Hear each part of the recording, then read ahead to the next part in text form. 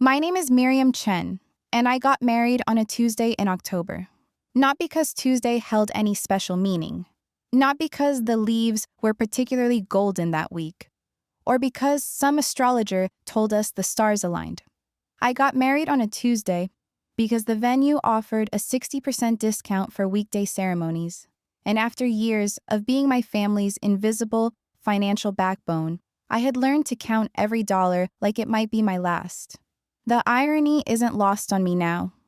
I remember standing in the bridal suite of the Hartwell Gardens venue, a converted Victorian greenhouse with climbing roses and afternoon light that photographers called ethereal. My best friend Diane was adjusting my veil, her fingers gentle against my temples, when she asked the question I'd been dreading all morning. "What time is your mom arriving?" The silence that followed wasn't empty.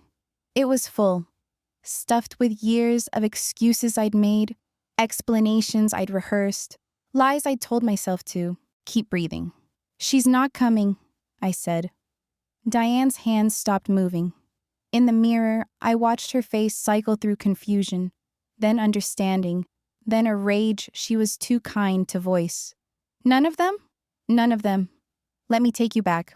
Not to the wedding day. We'll return there soon enough. But to the moment I realized my family saw me, not as a daughter, not as a sister, but as a resource to be extracted. I was 23 years old, fresh out of my accounting degree, working my first real job at a mid-sized firm downtown.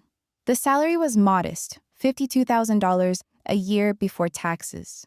But to me, it felt like a fortune. I'd worked through college, lived on ramen and library coffee, and graduated with only $12,000 in student loans because I'd been too proud to ask my parents for help. Too proud. That's what I told myself then. The truth was simpler and uglier. I knew, even at 18, that asking my parents for money meant owing them something I couldn't name. Something that would cost more than interest. My brother Daniel was different. Daniel was golden. Not golden in the way of achievement or kindness, but golden in the way of family mythology. He was the son, the firstborn, the carrier of the Chen name. When he graduated high school with mediocre grades, my parents threw a party that cost more than my entire freshman year of textbooks. When I graduated summa cum laude, my mother said, "That's nice, Miriam. Can you help me set up for Daniel's birthday dinner?" His birthday was 3 weeks away. But I'm getting ahead of myself. The real story starts with a phone call. 6 months into my first job, on a Thursday evening when I was eating leftover pad thai and watching reruns of a cooking show I'd never admit to enjoying. "Miriam," my mother's voice was tight. Not angry. My mother rarely got angry. She got disappointed, which was worse. "Your father and I need to discuss something with you." I muted the television. "What's wrong?" "Nothing is wrong." A pause. "We've decided that since you're working now, you should contribute to the family. It's the respectful thing to do." I waited for more context. None came. "Contribute how?" "Daniel is starting his business. He needs investors. Family investors." Daniel's business was a vape shop he wanted to open with his college roommate. I'd heard about it at Thanksgiving. A rambling pitch about market disruption and youth culture that had made my father beam with pride and my mother nod along like he was presenting a cure for cancer. "How much does he need?" $10,000. I almost laughed. Almost. But something in my mother's tone stopped me. A hardness beneath the request that told me this wasn't a question. "Mom, I don't have $10,000. I've barely started working." "You have savings." She said it like a fact, not a guess. And she was right. I had $8,400 in a savings account I'd been building since I was 16. Birthday money and summer, job wages, and the small inheritance my grandmother had left me when she died. Money I'd been planning to use for a down payment on a car, maybe, or an emergency fund. That's my emergency fund. Family is the emergency, Miriam. Her voice sharpened. Daniel needs this. Your father and I have already given what we can. Are you really going to let your brother fail because you're selfish? Selfish. The word landed like a slap. I thought about all the times I'd been called selfish for wanting things, wanting to go to the state university instead of the community college, wanting to study accounting instead of nursing, wanting to live in the dorms instead of commuting from home. I'll think about it, I said. Don't think too long. He needs the money by Monday. She hung up without saying goodbye. I gave him the money. Not all of it. I kept $2,000 for myself, a small rebellion I told myself was reasonable. But I transferred $6,400 to Daniel's account that Sunday night, and when I did, I felt something shift inside me. A door closing, a lock clicking into place. The vape shop failed within 8 months. Daniel never mentioned my investment again, and neither did my parents. When I brought it up at Christmas dinner that year, my mother looked at me like I'd belched at the table. That's in the past, Miriam. Family doesn't keep score. But they did keep score. They kept meticulous score, just not of what they owed me. Over the next 7 years, I became what I now recognize as the family's invisible support beam. The phrase comes from a therapist I started seeing after the wedding, a soft-spoken woman named Dr. Reeves, who had a way of naming things I'd never had words for. You were the structure, she told me during our 3rd session. The foundation everyone stood on without ever looking down. They didn't see you as a person with needs. They saw you as a function. A function, yes. That's exactly what I was. Let me tell you what that function looked like in practice. When my parents' mortgage payment came up short, which happened more often than they admitted, I covered the difference. Not officially, not on paper. I would transfer money to my mother's account, and she would make the payment, and no one would ever speak of it. The amounts varied, $400 here, $600 there, once a terrifying $1,200 when my father's contracting business hit a slow season. I never asked for repayment, I knew better. When Daniel's credit card bills spiraled out of control, a habit he'd developed in college and never outgrown, my parents would call me with the same tight-voiced request. Just this once, Miriam. He's learning. He's growing. I paid off his cards 3 times in 4 years. The last time, the balance was $4,800, and I had to dip into my 401k to cover it. The early withdrawal penalty felt like a physical wound. When my younger sister Grace, the baby, the afterthought, the one who'd learned from watching me that invisibility was survival, needed braces. My parents told her they couldn't afford it. I paid for the braces. $3,200 split across 18 months of payments that I hid from everyone, including Grace. She still doesn't know. She thinks our parents found a way. When the Wi-Fi bill went unpaid for 3 months and the service was cut off, my mother called me in a panic. Daniel needs internet for his job applications, she said. Daniel was 29 years old and had been job hunting for 2 years. I set up auto pay from my account. I'm still paying that bill. $89.99 a month, every month for 6 years. I did the math once. $6,479.28, not counting the late fees I covered when I first took over the account. When my father needed new equipment for his business, a table saw, a nail gun, a truck bed liner, he didn't ask me directly. He told my mother, who told me, who transferred the money without comment. The equipment was always for the business, but I noticed Daniel driving my father's truck more often than my father did. I kept no formal record of these payments. That was part of the arrangement, the unspoken contract I'd signed without reading the fine print. Family doesn't keep score. Family helps. Family sacrifices. But I remembered. I remembered every transfer, every late-night phone call, every time I said yes when I wanted to scream no. The numbers lived in my body like a second skeleton, holding me upright even as they hollowed me out. I met James at a coffee shop, which sounds like the beginning of a romantic comedy, but felt, at the time, like a miracle. I was 30 years old and sitting alone at a corner table, reviewing a client's tax documents on my laptop. He was 32, waiting for a friend who never showed up, reading a paperback novel with a cracked spine. He asked if he could borrow my phone charger. I said yes. And 3 hours later, we were still talking, and the coffee shop was closing, and I felt something I hadn't felt in years. Seen. I felt seen. James was a high school history teacher with a small apartment, a used Honda, and a savings account that would have made my family laugh. He wasn't wealthy. He wasn't impressive by any metric my parents would recognize. But he listened when I talked. He remembered things I mentioned in passing. He never once made me feel like a resource to be extracted. When I told him about my family, carefully, in pieces, testing his reactions, he didn't try to fix anything. He just held my hand and said, "That sounds exhausting." Exhausting. Such a simple word, such a precise one. We dated for 2 years before he proposed. By then, I had started to understand what Dr. Reeves would later call the geography of my own worth, the way I'd been trained to see myself as valuable only in relation to what I could provide. James didn't need me to provide anything. He just wanted me to exist, to be present, to share space with him. It was terrifying. It was wonderful. I said yes. The engagement announcement went about as well as I expected. I called my mother on a Sunday afternoon, James sitting beside me on our secondhand couch, his hand warm on my knee. I'd rehearsed what I wanted to say. Simple, direct, no room for misinterpretation. "Mom, I have good news." James proposed, and I said yes. "We're getting married." Silence.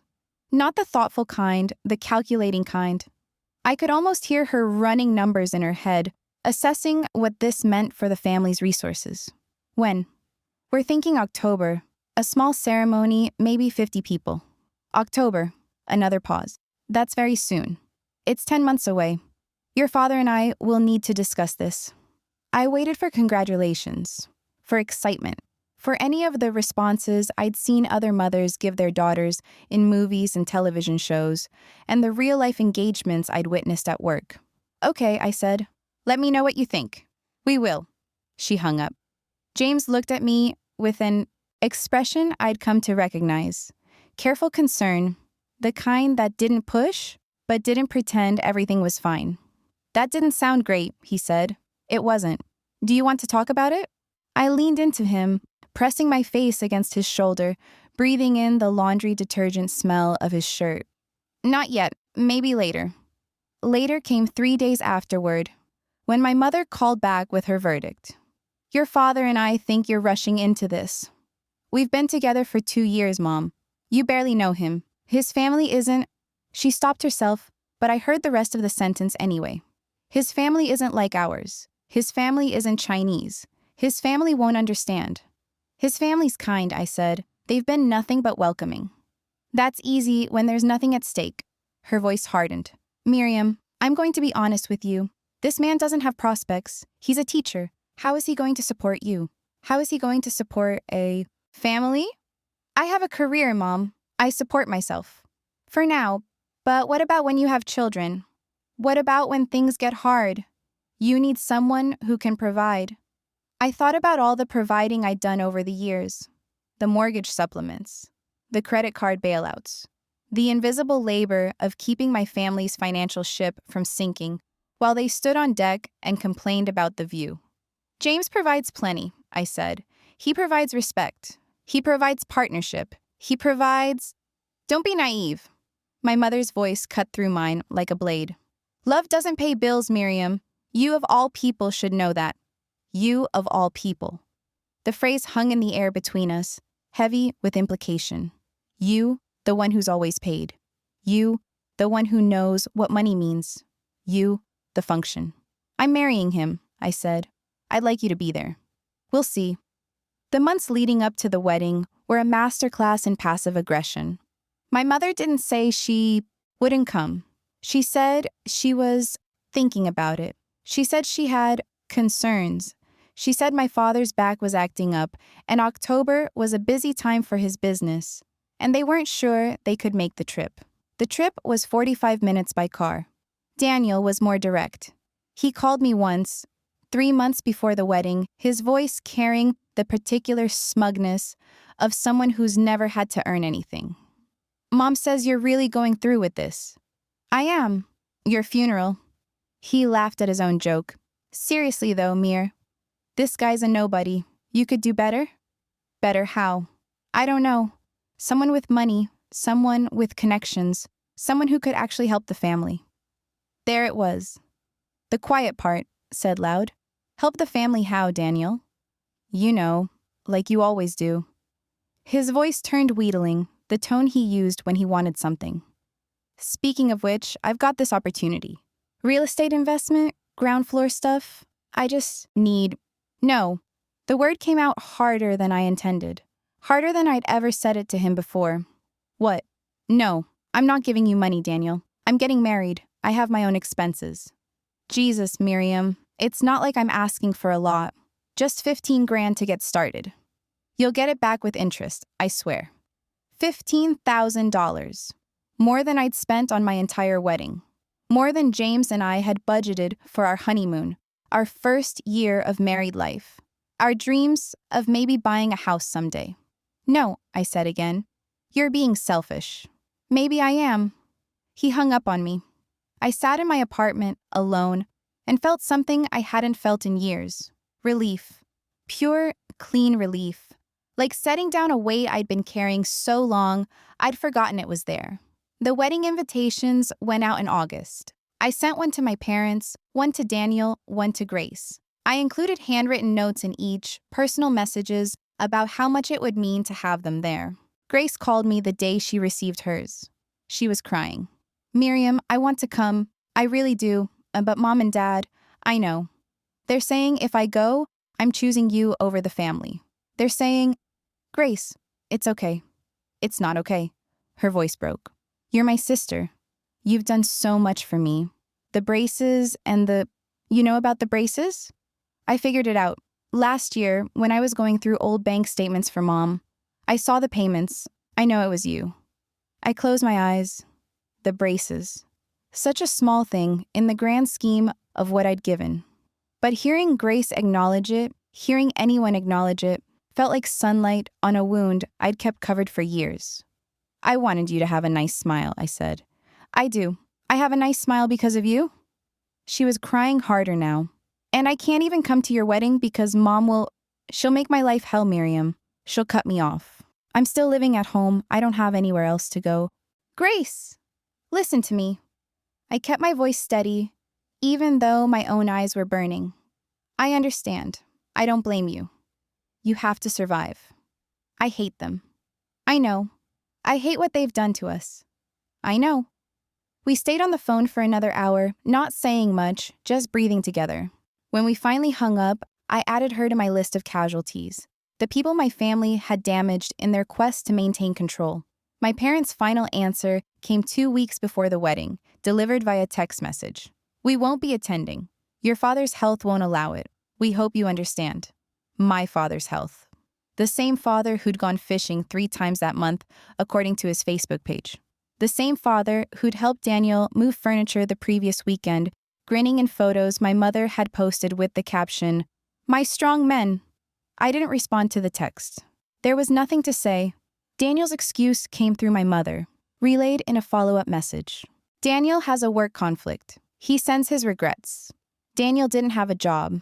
He hadn't had a job in 18 months. But sure, a work conflict. I showed James the messages that night, sitting on our bed, the wedding binder open between us. He read them twice, his jaw tightening with each pass. "I'm sorry," he said. "Don't be.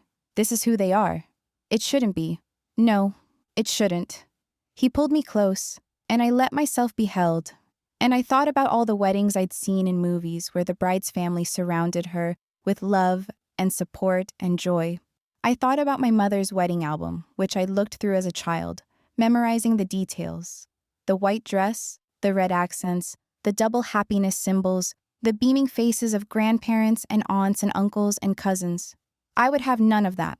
I would have James and Diane and a handful of friends who'd become more family to me than my blood relatives had ever been. It would have to be enough. The wedding was beautiful. I say that not to brag, but to acknowledge a truth I almost missed in my grief. Despite everything, despite the empty chairs where my family should have sat, despite the ache in my chest that wouldn't quite fade, the day was beautiful.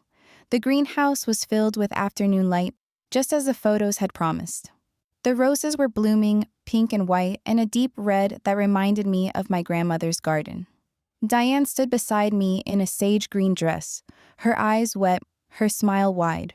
James waited at the end of the aisle in a suit he'd bought secondhand and had tailored to fit, looking at me like I was the only person in the room. 53 people attended, and James's parents, his sister, his nephews, who served as ring bearers and nearly dropped the rings twice. My coworkers from the firm, friends from college, from my apartment building, from a book club I'd joined 3 years ago and never missed. People who'd chosen to be in my life. People who'd chosen me. The officiant was a friend of James's family, a retired minister with a gentle voice and a gift for making strangers feel like old friends. He spoke about partnership, about choosing each other every day, about building a life together brick by brick. Marriage, he said, is not about finding someone to complete you. It's about finding someone to walk beside you, someone who sees you, truly sees you, and loves what they see. I looked at James. He looked at me. And for a moment, the empty chairs didn't matter. The absent family didn't matter. Nothing mattered except the two of us, standing in the light, promising to be each other's home. We exchanged vows. We exchanged rings. We kissed. And the room erupted in applause, and I felt something I hadn't expected to feel on this day. Happiness. Real, uncomplicated happiness. It lasted until the reception. The reception was held in the same venue, tables arranged among the roses, fairy lights strung overhead. James and I made our rounds, thanking guests, accepting congratulations, posing for photos we'd treasure for the rest of our lives. I was talking to James's mother, a warm, practical woman who'd welcomed me into her family with an ease that still startled me, when my phone buzzed in my clutch. I ignored it. This was my wedding day. Whatever it was could wait. It buzzed again, and again, and again. "Excuse me," I said, stepping away from the conversation. "I need to check something."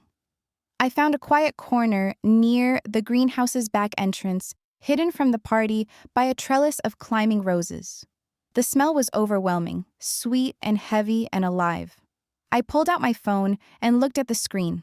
7 text messages, all from my mother. "We heard the wedding happened. We hope you're happy. Your aunt called. She's very upset she wasn't invited. The whole family is talking about this. You've embarrassed us. Daniel says you've been ignoring his calls. That's very disrespectful. Your father is heartbroken. He wanted to walk you down the aisle. We raised you better than this, Miriam. Call us when you're ready to apologize." I read the messages 3 times. Each time, I felt something different. Anger, then grief, then a cold, clear calm that settled over me like snow. They hadn't come. They'd made excuses, invented conflicts, chosen their pride over their daughter. And now, on my wedding day, they were demanding an apology. From me. I turned off my phone. I slipped it back into my clutch. I walked back to the party, found James, and pulled him onto the dance floor. "Everything okay?" he asked. "It will be," I said. "Dance with me." We danced. The music played. The night went on. And somewhere in the back of my mind, a door that had been slowly closing for years finally clicked shut. The months after the wedding were quiet. James and I settled into married life with an ease that surprised us both. We found rhythms. Morning coffee together, evening walks when the weather allowed, weekends spent exploring the city or staying in with books and bad movies. We talked about the future, children, maybe, someday, a house with a yard, a life built on our own terms. I didn't contact my family. They didn't contact me. The silence should have felt like relief. Instead, it felt like waiting, like standing in the eye of a hurricane, knowing the second wall was coming. It came in February, 4 months after the wedding, on an ordinary Tuesday evening. I was at my desk in our apartment, reviewing a client's quarterly statements, when my phone buzzed with an alert from my credit monitoring service. I'd signed up for it years ago. Back when identity theft was just a vague fear, not a personal reality. Alert: new account opened in your name. Creditor: Pacific Northwest Credit Union. Account type: personal loan. Amount: $35,000. I stared at the screen. Read it again. Read it a third time, waiting for the words to rearrange themselves into something that made sense. I hadn't opened a personal loan. I hadn't applied for any credit in months. My hands were shaking as I logged into the credit union's website using the forgot password function to create access to an account I'd never known existed. The security questions were familiar. My mother's maiden name, the street I grew up on, the name of my first pet. Someone who knew me. Someone who knew me very well. The account details loaded slowly. Each piece of information landing like a blow. Account holder: Miriam Chen. Co-signer: Daniel Chen Loan. Amount: $35,000. Disbursement date: January 15th. Disbursement account: a routing number I didn't recognize. January 15th, 3 weeks ago. Someone had taken out a loan in my name with my brother as co-signer and funneled the money into an account I'd never seen. I sat very still for a long moment. The apartment was quiet around me. James was at a faculty meeting, wouldn't be home for another hour. The only sound was my own breathing, rapid and shallow, and the hum of the refrigerator in the kitchen. Then I started digging. The next 6 hours were a blur of phone calls, password resets, and downloaded statements. I pulled my credit reports from all 3 bureaus. I logged into every financial account I could remember creating. I dug through old emails, old texts, old voicemails I'd saved without knowing why. The picture that emerged was worse than I'd imagined. The $35,000 loan was just the beginning. Over the past 3 years, while I'd been distancing myself from my family, while I'd been building a life with James, while I'd been learning to say no, someone had been using my identity to build a shadow financial life. There was a credit card I'd never applied for, opened 18 months ago, with a current balance of $12,400. The billing address was my parents' house. There was a store credit account at a furniture retailer opened 2 years ago with a balance of $3,200. The purchases included a sectional sofa, a dining set, and a king-size bed frame, none of which I'd ever seen.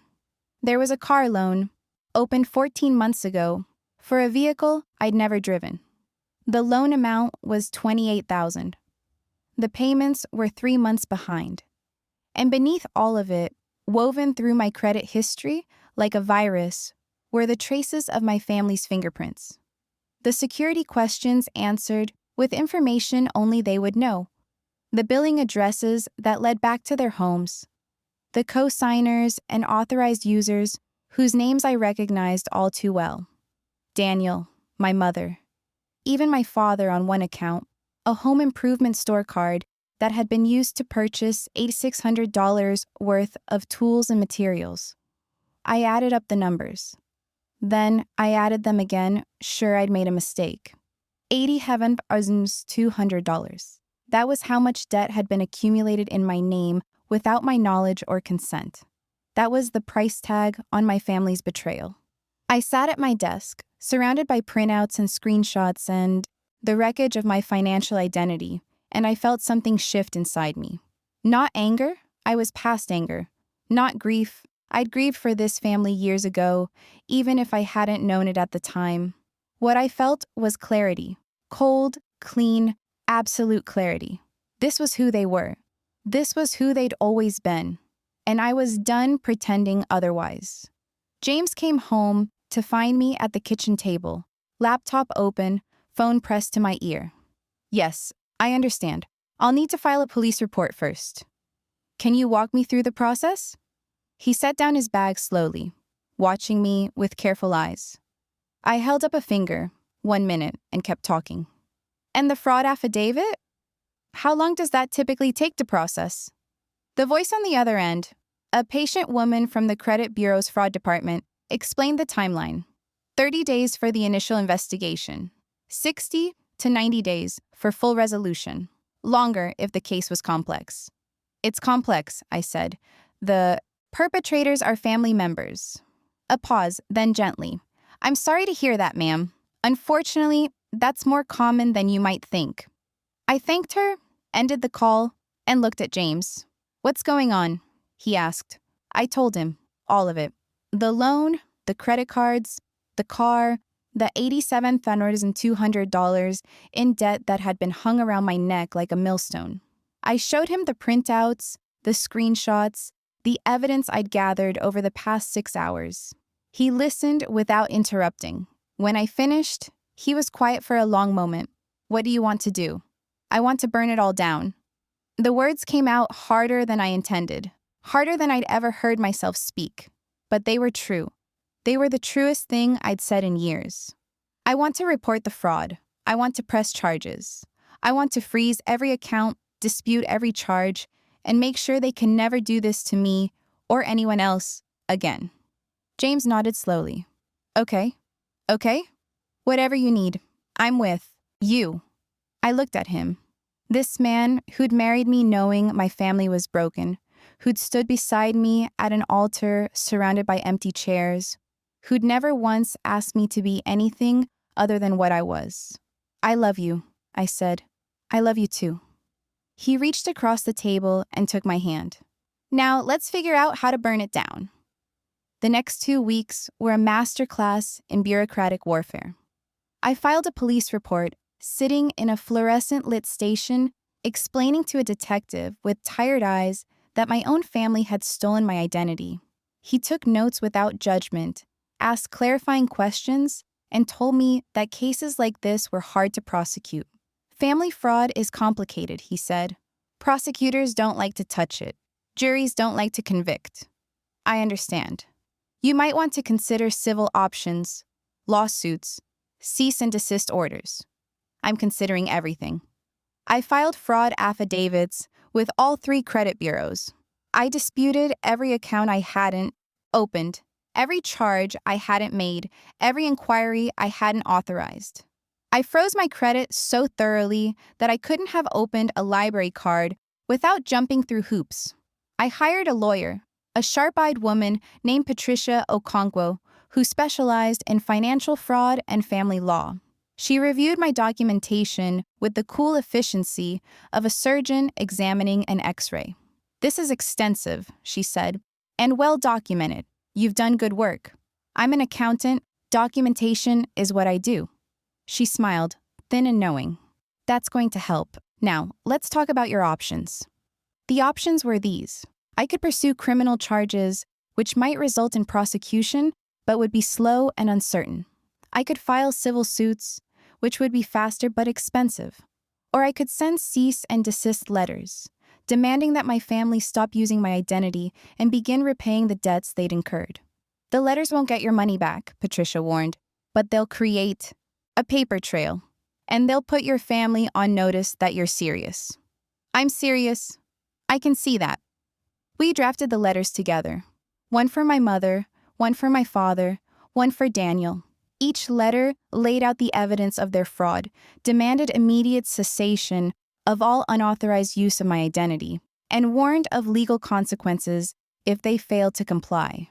I signed each letter with a hand that didn't shake. I watched Patricia's assistant seal them in envelopes, affix certified mail stickers, and carry them to the outgoing mail bin.